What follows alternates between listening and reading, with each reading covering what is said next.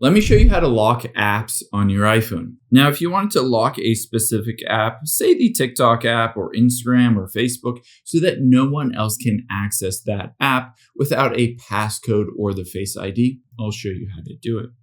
The first and easiest way to do this is to swipe all the way over to the app library. We're going to use the built-in Shortcuts app to be able to do this.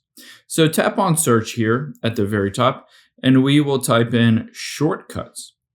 Now, the first thing you want to do at the very bottom left is make sure you're tapped on library here, and it will show you all of these shortcuts. You can see all shortcuts, but we want to create a new one. So tap on the plus at the top right, and then we're going to hit search, and we're going to search for lock screen. There you can see lock screen. Just tap on it. Now, we don't need this in the shortcuts anymore, so we can go back out of here, and you can see we've created this lock screen shortcut. However, from here, we're going to use an automation to enable that lock screen every time you open up a specific app or multiple apps.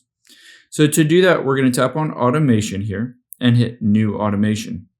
Now, you can either just search for it or just scroll down, and you can see app. It says when whether is opened or closed. And I'm going to choose the app I want to lock. Let's hit choose. And in this case, I'm going to choose, say, Instagram on this list and hit OK. Now, when the Instagram app is opened, I want to run this immediately. So switch it to run immediately and then hit next. And when Instagram is open, we need to tell it what to do. In this case, I'm going to use my shortcut called lock screen.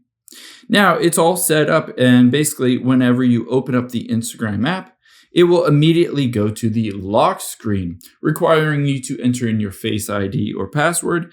And then once you've done that, if you've used your Face ID or password, then it will unlock it and show you that app. You can do this across multiple different apps if you want to, just by repeating it. I hope this helps.